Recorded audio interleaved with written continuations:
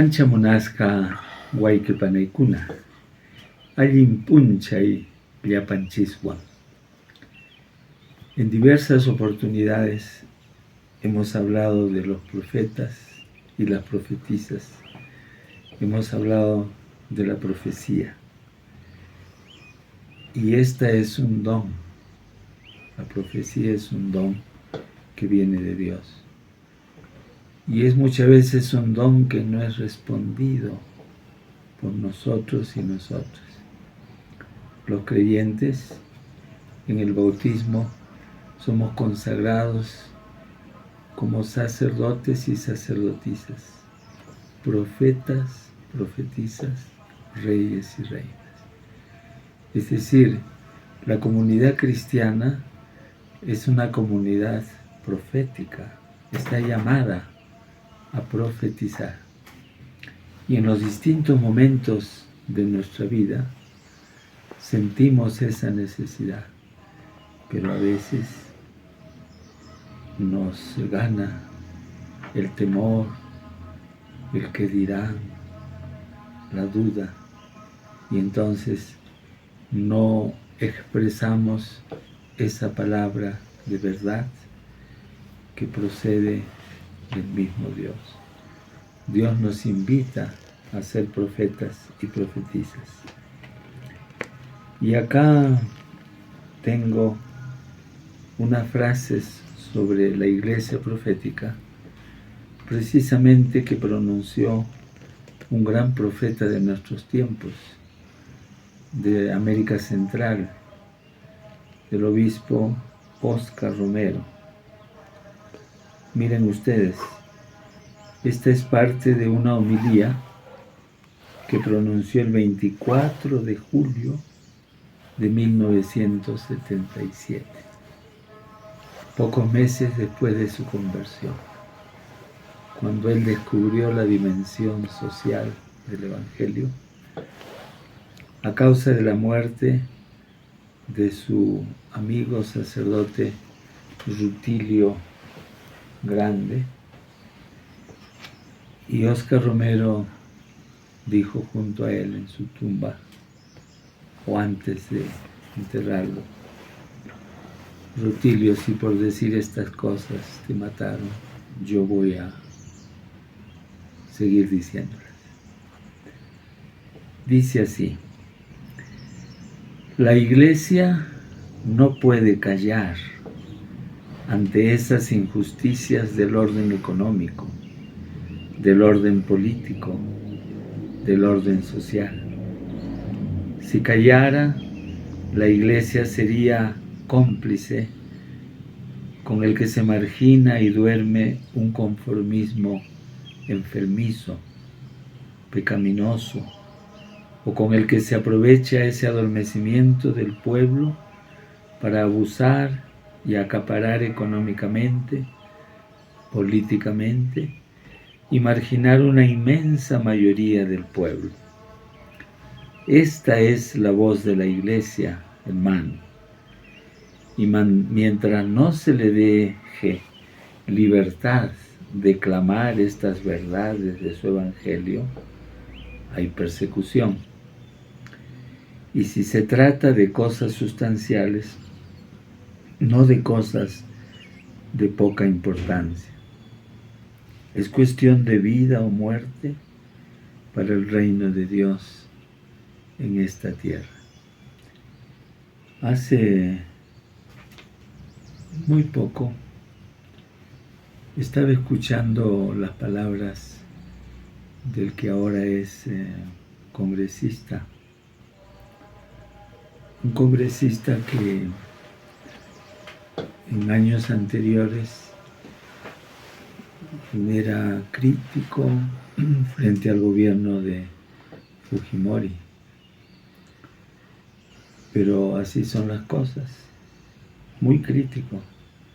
Pasó el tiempo y ahora está nada menos y nada más que en el grupo del Fujimorismo.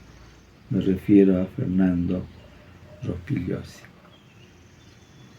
Y este congresista que ha cambiado en 180% su manera de hablar. Criticaba al presidente de la Conferencia Episcopal del Perú porque este obispo dijo públicamente, en nombre de los otros obispos, que no estaba de acuerdo con la ley que ha dado el Congreso hace poco de impunidad de crímenes de lesa humanidad. Ha salido una ley. Entonces, ¿qué argumento usó el congresista Rospigliosi? Que si quiere hacer política, ese obispo debe dejar su sotana y participar en las elecciones. Eso es no comprender el requerimiento profético de la Iglesia por parte del mismo Dios. Como Iglesia tenemos el derecho y el deber de pronunciarnos frente a los acontecimientos políticos, económicos. La Iglesia no está en una nube, está incrustada en la tierra. Y todo lo que le pasa a la humanidad, especialmente a los más pobres, como decía el Concilio Vaticano, también le pasa y le duele a la Iglesia. Hoy quiero recordar algunas cosas, ya que hemos tocado a Fujimori. Él, ustedes saben, fue dictador en el Perú en los años 90. Y el 29 de mayo de 1997, el Congreso de aquel entonces, que como este Congreso trabajaba en conjunto con la dictadura de Fujimori, el Congreso de aquel entonces, 1997, destituyó a 3 miembros del Tribunal Constitucional. ¿Por qué? Porque votaron en contra de la pretensión de Fujimori para un tercer mandato. Es decir, este pedido, esta pretensión fue enviada al Tribunal Constitucional para que fuera como refrendada, pero 3 miembros de este tribunal dijeron no, eso no es constitucional. Y los votaron. El Congreso junto con el dictador Fujimori. Recuerdo que así como ahora hubo protestas, ¿por qué habían votado a esos 3 tribunos valientes, juiciosos, justos, y se habían quedado con los que alababan el poder? Y recuerdo también cómo el rector de la Universidad Católica del Perú, un sacerdote jesuita, Felipe MacGregor, escribió un artículo en un periódico y decía: no puedo callar. Yo también en mi mensaje semanal puse como título: yo tampoco puedo callar. Y expliqué todo lo que estaba pasando, mi posición desde la fe, de juzgar los acontecimientos políticos, económicos, sociales. Y yo pienso que la profecía debe tener también gestos. Entonces, en el techo de mi casa puse una bandera negra. La gente se preguntaba ¿por qué? Yo les explicaba. Y flameó durante buen tiempo esta bandera negra hasta que los miembros del Tribunal Constitucional que habían sido votados de su grupo, de su tribunal, hasta que fueron restituidos. Por eso estamos llamados, pues, a ejercer la profecía y no temer. Es que no es fácil ejercerla. Y hay mucha gente que se calla. Después dice, caramba, si hubiera querido hablar. No, hay que hablar a tiempo.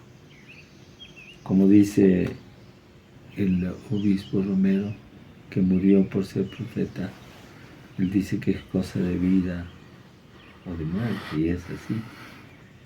Y los profetas famosos como Jeremías también sintieron este temor y esta duda y este no saber qué hacer a veces. Voy a leer rápidamente.